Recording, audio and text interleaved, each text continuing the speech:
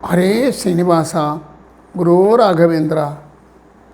ನನ್ನ ಆತ್ಮೀಯ ಅಧ್ಯಾತ್ಮ ಬಂಧುಗಳೆಲ್ಲರಿಗೂ ಕೂಡ ಅನಂತ ಶಿರಸಾಷ್ಟಾಂಗ ಪ್ರಣಾಮಗಳು. ನಿನ್ನ ಎಪಿಸೋಡಿನಲ್ಲಿ ನಾವು ಊಟ ಮಾಡುವವರಿಗೆ ಏನೇನು ಮಾಡಬೇಕು, ಊಟ ಮಾಡುವಾಗ ಮಂಡಲ ಹೇಗೆ ಮಾಡ್ಕೋಬೇಕು, ಎಷ್ಟು ಸಲ ತೀರ್ಥ ತಗೋಬೇಕು, ಆ ತೀರ್ಥ ತಗೊಳ್ಳುವಾಗ ಎಷ್ಟು ದಳ ತುಳಸಿ ದಳ ತಿನ್ನಬೇಕು, ತೀರ್ಥವನ್ನು ತೆಗೆದುಕೊಳ್ಳುವಾಗ ಬರೇ ತೀರ್ಥ ತಗೋಬೇಕಾ, ಆಗ ಭಗವನ್ನಾಮ ಸಂಕೀರ್ತನ ಮಾಡಬೇಕಾ, ತೀರ್ಥ ತಗೊಂಡಾದ ಮೇಲೆ ಎಲೆಯಲ್ಲಿ ಪದಾರ್ಥಗಳನ್ನು ಯಾವ ರೀತಿ ಬಡಿಸ್ಕೋಬೇಕು, ಬಡಿಸಿದ ಪದಾರ್ಥಗಳ ಮಧ್ಯದಲ್ಲಿ ಅನ್ನವನ್ನು ಹಾಕಿ ಆ ಅನ್ನದ ಕುಪ್ಪೆಯ ಮೇಲೆ ಎಷ್ಟು ದಳ ತುಳಸಿ ದಳಗಳನ್ನು ಯಾವ್ಯಾವ ದಿಕ್ಕಿನಲ್ಲಿ ಹಾಕಬೇಕು, ಆ ನಂತರದ ಪರಿಶೇಚನೆ ಹೇಗೆ ಮಾಡಬೇಕು, ಚಿತ್ರಾಯ ನಮಃ ಚಿತ್ರಗುಪ್ತಾಯ ನಮಃ ತಮ್ಮ ಸಂಪ್ರದಾಯಕ್ಕನುಗುಣವಾಗಿ 2, 3, 4 ಆಹುತಿಗಳನ್ನು ಇಟ್ಟು ಆ ನಂತರದಲ್ಲಿ ಉತ್ತರ ಪೂರ್ವ ಅಮೃತೋಪಸ್ತರಣಮಸಿ ಸ್ವಾಹ ಅಂತ ಚಿಂತನೆ ಮಾಡ್ತಾ ಸ್ಮರಣೆ ಮಾಡ್ತಾ ಆ ಪೋಷಣ ತಗೋಬೇಕು. ಅಲ್ಲಿ ಯಾವ ಭಗವದ್ರೂಪವನ್ನು ಚಿಂತನೆ ಮಾಡಬೇಕು, ಆ ಪ್ರಾಣಾಹುತಿಗಳನ್ನು ಪ್ರಾಣಾಯ ಸ್ವಾಹ, ಅಪಾನಾಯ ಸ್ವಾಹ, ವ್ಯಾನಾಯ ಸ್ವಾಹ, ಉದಾನಾಯ ಸ್ವಾಹ, ಸಮಾನಾಯ ಸ್ವಾಹ, ಬ್ರಹ್ಮಣೇ ಸ್ವಾಹ ಅಂತಕ್ಕಂಥ ಈ ಆಹುತಿಗಳನ್ನು ಯಾವ ಯಾವ ಬೆರಳುಗಳಿಂದ ತಗೋಬೇಕು, ಆಗ ಯಾವ ಭಗವದ್ರೂಪಗಳನ್ನು ಚಿಂತನೆ ಮಾಡಬೇಕು, ಇಷ್ಟೆಲ್ಲವನ್ನು ಸ್ಮರಣೆ ಮಾಡಿ ತುತ್ತಿಗೂ ಗೋವಿಂದ ನಾಮ ಸಂಕೀರ್ತನೆ ಮಾಡ್ತಾ ಭಗವಂತನನ್ನು ಸ್ಮರಣೆ ಮಾಡ್ತಾ 32 ತುತ್ತುಗಳನ್ನು 32 ಭಗವಂತನ ನಾಮಗಳನ್ನು ಸ್ಮರಿಸ್ತಾ ತಿನ್ನಬೇಕು. ಉತ್ತರ ಪೋಷಣ ತಗೋಬೇಕು. ನಂತರದಲ್ಲಿ ಕೈಕಾಲು ತೊಳ್ಕೊಂಡು ಆಚಮನ ಮಾಡಿ ಕಣ್ಣಿಗೆ ನಿದ್ರೆ ಬಾರದಂತೆ ನಿಮೀಲ ಎಂತಕ್ಕಂಥ ದೈತ್ಯನ ಸಂಹಾರಕ್ಕಾಗಿ 2 ಹೆಬ್ಬೆರಳುಗಳಿಗೆ ನೀರನ್ನು ಹಚ್ಚಿಕೊಂಡು 2 ಕಣ್ಣುಗಳಿಗೆ ಒರೆಸ್ಕೋಬೇಕು. ಇದೆಲ್ಲವನ್ನು ಚಿಂತನೆ ಮಾಡಿದ್ವಿ. ಈಗ ಪ್ರಧಾನವಾದ ಕೆಲವು ಘಟ್ಟಗಳನ್ನು ನಾವು ಬಿಟ್ಟು ಇದು ಒಂದು ಪ್ರಾತಃ ಕಾಲದಿಂದ ಎದ್ದಾಗಲಿಂದ ಹಿಡ್ಕೊಂಡು ಊಟ ಮಾಡುವವರಿಗೆ ಏನೇನು ಮಾಡಬೇಕು ಎಂಬುದನ್ನು ಸ್ಮರಣೆ ಮಾಡಿದ್ವಿ. ಅಲ್ಲಿ ಭಗವದ್ರೂಪಗಳ ಚಿಂತನೆ.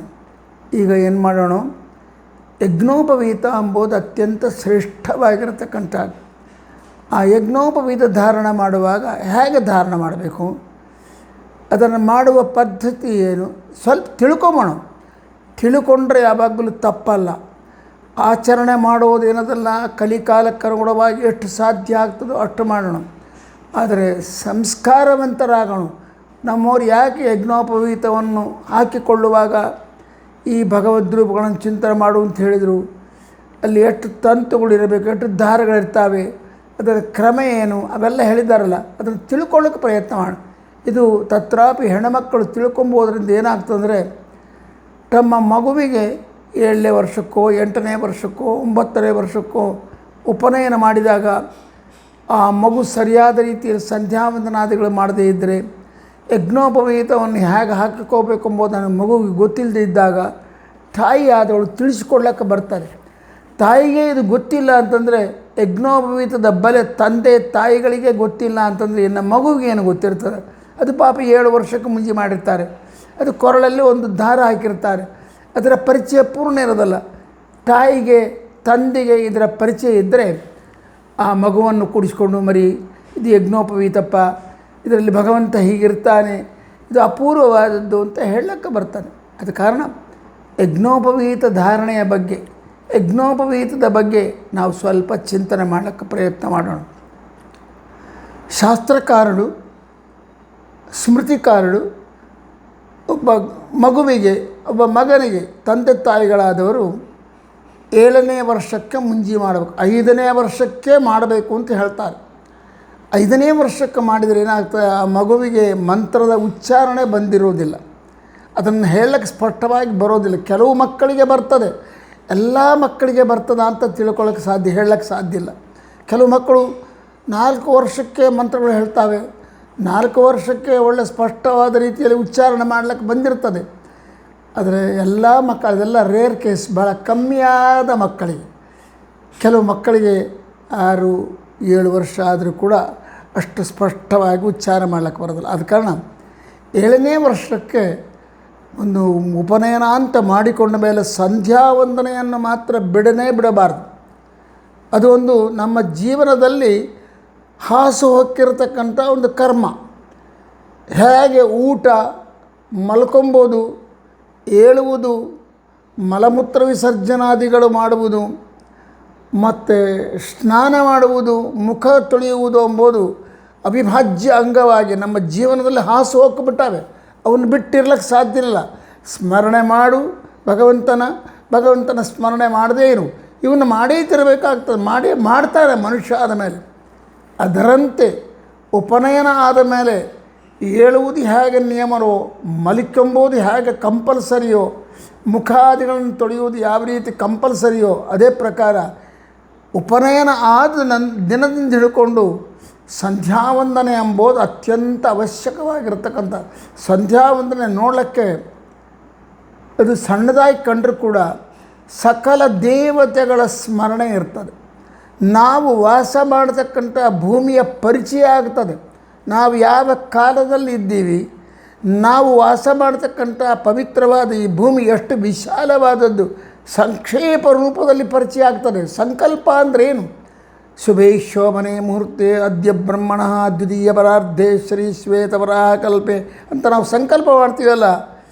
ಸಂಕಲ್ಪ ನಮ್ಮ ಭಾರತೀಯರ ವಿಜ್ಞಾನಕ್ಕೆ, ಅವರ ವಿಶಾಲವಾದ ದೃಕ್ಪಥಕ್ಕೆ ಅದು ನಿದರ್ಶನ.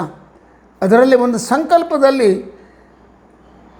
ಪೀರಿಯಡ್ ಎಲ್ಲ ಗೊತ್ತಾಗ್ತದೆ. ನೀನಿವತ್ತಿಗೆ ಹುಟ್ಟಿ ಎಷ್ಟು ವರ್ಷ ಆಯಿತು, ಈ ಭೂಮಿ ಬಂದು ಎಷ್ಟು ವರ್ಷ ಆಯಿತು, ಇದೆಲ್ಲರ ಪರಿಚಯ ಆಗ್ತದೆ. ಈ ಭೂಮಂಡಲದ ವಿಸ್ತಾರ ಎಷ್ಟದೆ ಎಂಬುದು ಗೊತ್ತಾಗ್ತದೆ. ಹೌದ್ರಿ, ತಿಳ್ಕೊಂಡು ನಾವೇನು ಮಾಡಬೇಕು? ಆಟೋಮೆಟಿಕ್ಕಾಗಿ ಸಂಡೇ ಬರ್ತದೆ, ಸಂಡೇ ಆದಮೇಲೆ ಮಂಡೇ ಬರ್ತದೆ. ಅದೇ ಪ್ರಕಾರ ನಿಮ್ಮ ತಿಥಿಗಳು ಬರ್ತವೆ ಹೋಗ್ತವೆ. ಇದರಿಂದ ಇದು ತಿಳ್ಕೊಂಬೋದ್ರಿಂದ ಈ ವಿಶ್ವದ ವಿಸ್ತಾರ ಎಷ್ಟದೆ. ಜಂಬೂದ್ವೀಪೆ, ಲಕ್ಷ ಯೋಜನ ಜಂಬೂದ್ವೀಪೆ, ಭರತವರ್ಷೆ, ಭರತಖಂಡೆ, ದಂಡಕಾರಣ್ಯೆ, ದೇಶೇ ಗೋದಾವರಿಯಾಗ, ದಕ್ಷಿಣೇ ತೀರೆ ಶಾಲೆ. ಇವೆಲ್ಲ ಯಾಕೆ ಹೇಳ್ಕೋಬೇಕು? ಇವು ಹೇಳ್ಕೊಂಬೋದ್ರಿಂದ ಏನು ಪ್ರಯೋಜನ? ಎಷ್ಟು ಆಲೋಚನೆ ನೋಡಿ ನಮ್ಮವರು ಹೇಳ್ತಾರೆ, ಪ್ರತಿನಿತ್ಯದಲ್ಲಿ ನೀನು ವಾಸ ಮಾಡುವ ಕಾಲ ಚಿಂತನೆ ಮಾಡಿದರೆ ನಿನ್ನ ಕಾಲ ಎಲ್ಲಿಂದ ಬಂತದೆ, ಎಷ್ಟು ದೂರದಿಂದ ಅಂದರೆ ಭಗವಂತನಿಗೆ ಪೂರ್ವ ಪರಾರ್ಧ ಆಗಿ ಉತ್ತರ ದ್ವಿತೀಯ ಪರಾರ್ಧ ಪ್ರಾರಂಭವಾಗಿ ಅದರಲ್ಲಿ ಶ್ವೇತವರಾಹ ಕಲ್ಪದಲ್ಲಿ ನೀನು ಸಾಗ್ತಾ ಇದ್ದಿ. ಆ ವರ್ಷಗಳನ್ನು ಲೆಕ್ಕ ಹಾಕ್ಕೊಂಡ್ರೆ ಅಯ್ಯೋ ರಾಮಚಂದ್ರ, ನಿನ್ನ ಜೀವನದ ಅವಧಿ, ನಿನ್ನ ಪೀರಿಯಡ್ ಎಷ್ಟು ಎಂಬುದು ಗೊತ್ತಾಗ್ತದೆ. ಕೋಟಿ ಕೋಟಿ ವರ್ಷಗಳು ಆಗಿ ಹೋಗ್ಯವೆ. ನಿನಗಿರೋದು 100 ವರ್ಷದ, ಅದು ಭಗವಂತ ಹೇಳಿರೋದು ಮಾನವ ಜನ್ಮಕ್ಕೆ 100 ವರ್ಷ, 120 ವರ್ಷ. ಅದರಲ್ಲಿ ನಾವು ಎಷ್ಟಿರ್ತೀವೋ ಗೊತ್ತಿಲ್ಲ. ಇದರ ಪರಿಚಯ ಆದಾಗ ಏನಾಗ್ತವೆ, ಇಷ್ಟು ದೊಡ್ಡ ಸುದೀರ್ಘವಾದದ್ದ, ಭಗವಂತನ ಆಯುಷ್ಯ ಇಂಥದ್ದ, ದೇವತೆಗಳ ಆಯುಷ್ಯ ಇಂಥದ್ದ, ನನ್ನ ಆಯುಷ್ಯ ಇಷ್ಟು ಸಣ್ಣದ, ಅಯ್ಯೋ ನಾನು ಎಷ್ಟು ಸಣ್ಣವನು, ನಾನು ಎಷ್ಟು ಲಿಟಲ್, ನನ್ನ ಯೋಗ್ಯತೆ ಎಷ್ಟು, ನನ್ನ ಅಲ್ಪತೆ ಎಷ್ಟು ಅಂತ ನಿಮಗೆ ಪರಿಚಯ ಆಗ್ತದೆ. ಅದಾಯಿತು ಅಂತಂದರೆ ನನಗೆ ಅಹಂಕಾರ ಹೋಗ್ತದೆ. ನಾನು ಎಂಬ ಅಹಂಕಾರ ಹೋಗಬೇಕಾದ್ರೆ ಕಾಲಜ್ಞಾನದ ಪರಿಚಯ ಅತ್ಯಂತ ಅವಶ್ಯಕ. ಬರೀ ಕಾಲದ ಪರಿಚಯ ಅಲ್ಲ, ನೀನು ವಾಸ ಮಾಡತಕ್ಕಂಥ ಭೂಮಿ ಏನದಲ್ಲ, ಭೂಮಿಯ ವಿಸ್ತಾರ ಎಂಥದ್ದು, ಅದರಲ್ಲಿ ನಿನ್ನ ಪಾಯಿಂಟ್ ಎಲ್ಲಿ ಅದ.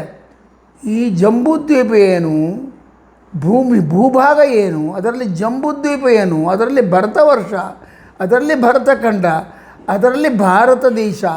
ಆ ಭಾರತ ದೇಶದಲ್ಲಿ ದಕ್ಷಿಣ ದೇಶದಲ್ಲಿ ಒಂದು ಯಾವುದೋ ಒಂದು ರಾಷ್ಟ್ರ, ಆ ರಾಷ್ಟ್ರದ ಒಂದು ಜಿಲ್ಲೆ, ಆ ಜಿಲ್ಲೆಗೆ ಸಂಬಂಧಪಟ್ಟ ಒಂದು ತಾಲೂಕು, ಆ ತಾಲೂಕಿನಲ್ಲಿರ್ತಕ್ಕಂಥ ಸಣ್ಣ ಹಳ್ಳಿಯನ್ನು ಪೂರ್ಣ ವ್ಯಾಪಿಸಿ ನಿಂತಿಲ್ಲ. ಹಳ್ಳಿಯಲ್ಲಿ ಒಂದು ಮನೆ, ಒಂದು ಬೀದಿ, ಆ ಬೀದಿಯಲ್ಲಿ ಒಂದು ಮನೆ, ಆ ಮನೆಯಲ್ಲಿ ಒಂದು ಭಾಗದಲ್ಲಿ ಇರ್ತೀಯ, ಒಂದು 2 ಫೀಟ್ನಲ್ಲಿ ಇರ್ತೀಯ. ಎಲ್ಲಿ ಹೋದರೂ 2 ಫೀಟೇ, ಮಲ್ಕೊಂಡ್ರೆ 5 ಫೀಟ್. ನೀನು ಎತ್ತರ ಎಷ್ಟಿದ್ದಿ, 6 ಫೀಟ್ ಇದ್ದಿ ಅಂದರೆ 6 ಫೀಟ್. ಮಲ್ಕೊಂಡ್ರೆ 6 ಫೀಟು, ಕೂತ್ರೆ 3 ಫೀಟು, ನಿಂತರೆ 1.5 ಫೀಟ್. ಇಷ್ಟೇ ನಿನ್ನ ಅಳತೆ, ಇಷ್ಟೇ ಜಾಗ ನೀನು ಆಕ್ಯುಪೈ ಮಾಡೋದು. ಅದಕ್ಕಿಂತ ಜಾಸ್ತಿ ಆಕ್ಯುಪೈ ನಿಂತ್ಕೊಂಡು ನೋಡು. ನಿಂತ್ಕೊಂಡಾಗ ನಿನ್ನ ಪಾದಗಳು 1 ಫೀಟ್ ಇರ್ತಾವೆ, ಅಷ್ಟರಲ್ಲೇ ನಿಂತ್ಕೊಂಡಿರ್ತಿದ್ದೀನಿ. ಸ್ವಲ್ಪ ಕೂತ್ಕೋ, ಆಗ 2.5 ಅಡಿ ಅಗಲ ಕೂಡ್ತೀಯ. ನೀನು ಮಲ್ಕೊಂಡು ಅಂತಂದ್ಕೋ, ನಿನ್ನ ಎತ್ತರ ಎಷ್ಟಿರ್ತದೋ ಅಷ್ಟು ಉದ್ದ ಮಲ್ಕೋತೀಯ. ಸ್ವಲ್ಪ ಕೈ ಚಾಚಿದ್ರೆ ಸ್ವಲ್ಪ ಜಾಸ್ತಿ ಆಗ್ಬೋದು. ಇಷ್ಟೇ ನಿಂಗೆ ಜಾಗ. ಅಬಾಬಾಬಾಬಾ ಎಷ್ಟು ವಿಸ್ತಾರವಾದ ದೇಶ ನನ್ನ ದೇಶ, ನಾನು ಅದರಲ್ಲಿ ಎಷ್ಟರಲ್ಲಿದ್ದೀನಿ, ಯಾವ ಅಂಶದಲ್ಲಿದ್ದೀನಿ, ನಾನು ಎಷ್ಟು ಸಣ್ಣವನಾಗಿದ್ದೀನಿ. ದಯಮಾಡಿ ನಾನು ಅಹಂಕಾರ ಬಿಡಬಾರ್ದು. ನಾನು ನಂದು ಏನು ನಿಂದದೆ, ವಿಸ್ತಾರವಾದ ಜಗತ್ತು ಭಗವಂತಂದು. ಆ ಪರಬ್ರಹ್ಮನಿಗೆ ಸಂಬಂಧಪಟ್ಟದರಲ್ಲಿ ನಿಮಗೊಂದು ಆವಾಸ ಸ್ಥಾನ ಕಲ್ಪನೆ ಮಾಡಿದ್ದಾನೆ ಭಗವಂತ. ಅವನಿಗೆ ಸಂಬಂಧಪಟ್ಟ ಕಾಲದಲ್ಲಿ ನಿನಗೊಂದು ಸ್ವಲ್ಪ ಕಾಲವನ್ನು ಕೆಟಾಯಿಸಿದ್ದಾನೆ. ಇದೆಲ್ಲ ತಿಳ್ಕೊಂಡಾಗ ನಿನ್ನಲ್ಲಿ ಅಹಂಕಾರ ಹೋಗ್ತದೆ, ಒಳ್ಳೆ ದಾಸ್ಯ ಭಾವ ಬರ್ತದೆ, ವಿನಮ್ರತೆ ಬರ್ತದೆ. ಆದ ಕಾರಣ ಸಂಕಲ್ಪ ಎಂಬುದು ಅತ್ಯಂತ ಅವಶ್ಯಕ. ಕಾಲ ದೇಶಗಳ ಸ್ಮರಣೆ ಮಾಡ್ತಕ್ಕಂಥದ್ದು ಅತ್ಯಂತ ಅವಶ್ಯಕ. ಇದಾದಮೇಲೆ ಪ್ರಾಣಾಯಾಮ ನಮ್ಮ ಜೀವನಕ್ಕೆ ಆಧಾರಭೂತವಾದದ್ದು. ನೀನು ಏನು ಮಾಡದ ಹೋಗು, ಪ್ರಾಣಾಯಾಮ ಒಂದು ಮಾಡಿದೆ ಅಂದರೆ ನಿನಗೆ ಆರೋಗ್ಯ ಕಟ್ಟಿಟ್ಟ ಬುತ್ತಿ ಆಗ್ತದೆ. ಒಂದು ಸಂಧ್ಯಾವಂದನ ಸರಿಯಾಗಿ ಒಬ್ಬ ವ್ಯಕ್ತಿ ಮಾಡಿದ ಅಂದರೆ 8 ಸಲ ಪ್ರಾಣಾಯಾಮ ಮಾಡಬೇಕಾಗ್ತದೆ. ಆ 8 ಸಲ ಪ್ರಾಣಾಯಾಮ ನೀನು ಆ ಸಿದ್ಧಾಂತದ ಪ್ರಕಾರ ನಮ್ಮ ಆಚಾರ್ಯರು, ಮಧ್ವರು, ರಾಮಾನುಜಾಚಾರ್ಯರು, ಶಂಕರಾಚಾರ್ಯರು, ಯೋಗಶಾಸ್ತ್ರಕಾರರು ಹೇಳಿದ ಪದ್ಧತಿಯಲ್ಲಿ, ಸರಿಯಾದ ಪದ್ಧತಿಯಲ್ಲಿ ಪ್ರಾಣಾಯಾಮ ಮಾಡಿದಂದರೆ ಖಂಡಿತ ನಿನ್ನ ಆಯುಷ್ಯ ವೃದ್ಧಿ ಆಗ್ತದೆ. ನಿನ್ನ ಎಲ್ಲ ತರಹದ ರೋಗಗಳು ದೂರವಾಗ್ತದೆ. ಬಿ ಪಿ, ಶುಗರ್ ಎಂಬವೇನವಲ್ಲ, ಇವೆಲ್ಲವೂ ಕೂಡ ಸುಲಭವಾಗಿ ನಿನ್ನಿಂದ ದೂರ ಆಗಬೇಕಾದ್ರೆ ಪ್ರಾಣಾಯಾಮ ಅತ್ಯಂತ. ಪ್ರಾಣಾಯಾಮದಲ್ಲಿ 2 ಅವೆ. ಒಂದು ಉಸಿರಿನ ಕಂಟ್ರೋಲ್, ನಿನ್ನ ಶ್ವಾಸೋಚ್ಛ್ವಾಸವನ್ನು ನಿಯಮನ ಮಾಡೋದು. ನಮ್ಮ ದಾಸರು ಹೇಳ್ತಾರೆ, ಉಪನಿಷತ್ತುಗಳು ಹೇಳ್ತಾವೆ, ಒಬ್ಬ ಮನುಷ್ಯ ಪ್ರತಿನಿತ್ಯದಲ್ಲಿ ಒಂದು ದಿವಸಕ್ಕೆ 21,600 ಸಲ ಜಪ ಮಾಡ್ತಾನೆ. ಉಚ್ಛ್ವಾಸ ನಿಶ್ವಾಸ ಅಂಬೋದೇನದಲ್ಲ, ಉಸಿರು ಎಳ್ಕೊಂಬೋದು, ಉಸಿರು ಬಿಡೋದು. ಇದು ಎಷ್ಟು ಸಾಲ ಆಗ್ತದೆ? 21,600 ಬಾರಿ ಆಗ್ತದೆ. ಇದರ ನೀನು ಪ್ರಾಣಾಯಾಮದ ದ್ವಾರ ಮುಂಜಾನೆ ಸಂಧ್ಯಾವಂದನಲ್ಲಿ 8 ಸಲ ಪ್ರಾಣಾಯಾಮ, ಮಧ್ಯಾಹ್ನ ಸಂಧ್ಯಾವಂದನದಲ್ಲಿ 8 ಸಲ ಪ್ರಾಣಾಯಾಮ, ಸಾಯಂಕಾಲದಲ್ಲಿ 8 ಸಲ ಪ್ರಾಣಾಯಾಮ. ಇನ್ನು ನೀನು ಮಹಾಮಂತ್ರಗಳು ಮಾಡಿದಿಂಕೋ ಅಂದರೆ ನಾರಾಯಣ ಅಷ್ಟಾಕ್ಷರ ಮಂತ್ರ, ಹಯಗ್ರೀವ ಮಂತ್ರ, ನಿಮ್ಮ ಗುರುಗಳಿಂದ ನೀನು ಉಪದೇಶ ಯಾವುದು ಬೇಡ ಅಂದರೆ ರಾಮಕೃಷ್ಣರ ಮಂತ್ರ, ಓಂ ರಾಮ್ ರಾಮಾಯ ನಮಃ, ಓಂ ಕ್ಲೀಂ ಕೃಷ್ಣಾಯ ನಮಃ, ಓಂ ವ್ಯಾಂ ವೇದವ್ಯಾಸಾಯ ನಮಃ. ಈ 3 ಮಂತ್ರಗಳನ್ನು ನೀನು ಗುರುಗಳಿಂದ ಉಪದೇಶ ತಗೊಂಡು ಅವನ್ನು ಅನುಷ್ಠಾನದಲ್ಲಿ ಇಟ್ಟುಕೊಂಡು ಅಂತಂದರೆ 12 ಬಾರಿ ಪ್ರಾಣಾಯಾಮ ಮಾಡಿದಂತೆ ಆಗ್ತದೆ. 12 ಬಾರಿ ಪ್ರಾಣಾಯಾಮ ಮಾಡಿದರೆ 1 ಬಾರಿ ಪ್ರಾಣಾಯಾಮಕ್ಕೆ ಕನಿಷ್ಠ 20 ನಿಮಿಷಗಳು ಹಿಡಿತದೆ. 2ನೇ ಬಾರಿ ಪ್ರಾಣಾಯಾಮ ಮಧ್ಯಾಹ್ನ ಕಾಲದ ಪ್ರಾಣಾಯಾಮ ಒಂದು 20 ನಿಮಿಷ ಇಟ್ಕೋ, ಸಾಯಂಕಾಲದ ಪ್ರಾಣಾಯಾಮ ಒಂದು 20 ನಿಮಿಷ. ಇಲ್ಲಪ್ಪ ಅಷ್ಟಾಗಲ್ಲ, ಸಾಧನ ಮಾಡಿದರೆ ಬರ್ತದೆ. ಮೊದಲು ಶ್ವಾಸ ಬಿಡಬೇಕು, ಒಳಗಿರ್ತಕ್ಕಂಥ ಶ್ವಾಸವನ್ನು ಬಿಡ್ತೀಯ. ಬಿಡುವಾಗ ಒಂದು 6 ಸಂಖ್ಯೆ, 1 2 3 4 5 6 ಅಂದು ಮನಸ್ಸಲ್ಲಿ ಅಂದ್ಕೋತ ಉಸಿರು ಬಿಡಬೇಕು.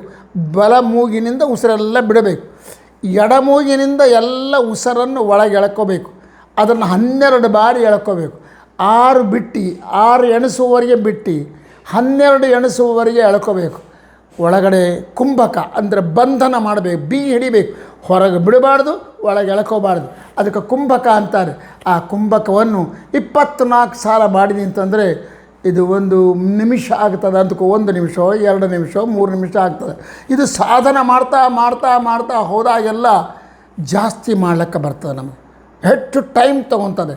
ಹೀಗೆ ಮಾಡಿದರೆ 20 ನಿಮಿಷಗಳು ಲೆಕ್ಕ ಹಾಕಿ ಬೇಡ, 15 ನಿಮಿಷಗಳನ್ನು ಪ್ರಾತಃ ಕಾಲದ ಸಂಧ್ಯಾವಂದದಲ್ಲಿ 15 ನಿಮಿಷಗಳ ಕಾಲ ಪ್ರಾಣ ಬಂಧನ ಅಂದರೆ ಶ್ವಾಸೋಚ್ಛ್ವಾಸನು ಬಂಧನ ಮಾಡಿದ್ವಿ.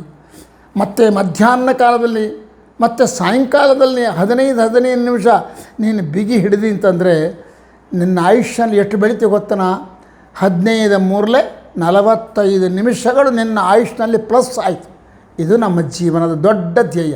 ಅಂದರೆ ನಿಂಗೆ 60 ವರ್ಷಕ್ಕೆ ಹೋಗಬೇಕಾದ ವ್ಯಕ್ತಿ ನೀನು ದಿನಕ್ಕೆ 15 ನಿಮಿಷ 45 ನಿಮಿಷದ ಪ್ರಕಾರ ಎಷ್ಟು ದಿವಸ ಆಗಿರ್ತದೆ ಲೆಕ್ಕ ಹಾಕ್ಯೋ. ನೀನು ಅಷ್ಟು ಪ್ರಾಣಾಯಾಮ ಮಾಡಿದ್ದಿ, ಅಷ್ಟು ಆಯುಷ್ಯ ಅಭಿವೃದ್ಧಿ ಆಗ್ತದೆ. ಬರೀ ಆಯು ವೃದ್ಧಿ ಮಾತ್ರ ಅಲ್ಲ, ನಿನ್ನ ಆರೋಗ್ಯ ಸಿದ್ಧಿ ಆಗ್ತದೆ. ಎಲ್ಲದಕ್ಕಿಂತಲೂ ಮಿಗಿಲಾಗಿ ಪ್ರಾಣಾಯಾಮ ನಮಗೆ ಏನು ತಂದು ಕೊಡ್ತದೆ ಗೊತ್ತಾ? ಕಾನ್ಸಂಟ್ರೇಷನ್ ಅಂದರೆ ಏಕಾಗ್ರತೆಯನ್ನು. ಪ್ರಾಣಾಯಾಮ ಮಾಡೋಕಲಕ್ಕ ಹಂಗೆ ಹಿಂಗೆ ನೋಡ್ಕೊತ ಮಾಡಬಾರ್ದು. ನೀನು ಏನು ಮಂತ್ರ ಅಂದ್ಕೋತ ಜಪ ಮಾಡ್ತಾ ಪ್ರಾಣಾಯಾಮ ಮಾಡಿದ್ದಿ, ಆ ಮಂತ್ರದ ಕಡೆ ದೃಷ್ಟಿ ಇರಬೇಕು. ಅದರಿಂದ ಏಕಾಗ್ರತೆ ಸಿದ್ಧಿ ಆಯಿತು. ಪ್ರಾಣಗಳ ನಿಯಮನ ಆಯಿತು, ಶ್ವಾಸೋಚ್ಛ್ವಾಸದ ನಿಯಮನ ಆಯಿತು, ಸ್ಥಿರವಾದ ಗತಿಯಲ್ಲಿ ಕೂಡತಕ್ಕಂಥ ಪರಿಸ್ಥಿತಿ ಬಂತು. ಇದರಿಂದ ಆಯುಷ್ಯ ವೃದ್ಧಿ, ಆರೋಗ್ಯ ವೃದ್ಧಿ, ಎಲ್ಲದಕ್ಕಿಂತ ಮಿಗಿಲಾಗಿ ನಿನ್ನ ಜ್ಞಾನ ಬೆಳೀತದೆ. ಇಂಟೆಲಿಜೆನ್ಸ್ ಎಂಬುದು ಅಭಿವೃದ್ಧಿ. ಪ್ರಾಣಾಯಾಮದಿಂದ ಇಂಟೆಲಿಜೆನ್ಸಿ ಬೆಳೀತದೆ. ಆದ ಕಾರಣ ಪ್ರಾಣಾಯಾಮ ಇದು ಸಂಧ್ಯಾವಂದನದಲ್ಲೇ ಬರ್ತಕ್ಕಂಥದ್ದು. ಆಮೇಲೆ ನೀ ಕೂತ ನಿನಗೆ ದೇವರು ವಿಷ್ಣು, ನಾರಾಯಣ, ಶಿವ, ನೀನು ನಂಬಿದ ದೇವರು ಯಾರೂ ಕಾಣಿಸೋದಲ್ಲ. ನಿಂಗೆ ಅವರ ಸ್ಮರಣೆ ಮಾಡಬೇಕು, ಅವರ ನಾಮೋಚ್ಚಾರಣೆ ಮಾಡಬೇಕು. ಅದನ್ನು ನಮಗೆ ಪ್ರತ್ಯಕ್ಷವಾಗಿ ಕಾಡುವ ದೈವ ಯಾರು ಅಂದರೆ ಸೂರ್ಯ. ಸೂರ್ಯಮಂಡಲ ಮಧ್ಯವರ್ತಿಯಾಗಿ ನಾರಾಯಣ ಇರ್ತಾನೆ ಅಂತ ಶಾಸ್ತ್ರಗಳೇ ಇರ್ತಾವೆ. ಧ್ಯೇಯ ಸದಾ ಸವಿತೃಮಂಡಲ ಮಧ್ಯವರ್ತಿ ನಾರಾಯಣ ಸರಸಿದಾಸರ ಸನ್ನಿವಿಷ್ಟ ಅಂಥ ನಾರಾಯಣನಿಂದ ಕೂಡಿಕೊಂಡಿರ್ತಕ್ಕಂಥ ಸೂರ್ಯ ನಮಗೆ ಪ್ರತಿನಿತ್ಯ ಕಾಣಿಸ್ತಾನೆ. ಅವನ ಉಪಕಾರ ಅಂತಕ್ಕೂ ಅದ್ಭುತವಾದದ್ದು. ಅವನ ಉಪಕಾರ, ಅವನ ಉದಯ ಆಗಲಿಲ್ಲ. ಚಂದ್ರ ಇದ್ದಾನಲ್ಲ, ಚಂದ್ರ 15 ದಿವಸಗಳ ಕಾಲ ನಿಮಗೆ ಕಾಣಿಸ್ತಾನೆ, ಮತ್ತೆ 15 ದಿವಸಗಳ ಕಾಲ ಕಾಣಿಸೋದಲ್ಲ. ಆ 15 ದಿವಸಗಳಲ್ಲಿ ಕೂಡ ಕ್ಷೀಣ ಆಗ್ತಾ ಹೋಗ್ತಾನೆ, ಬೆಳೀತಾ ಹೋಗ್ತಾನೆ.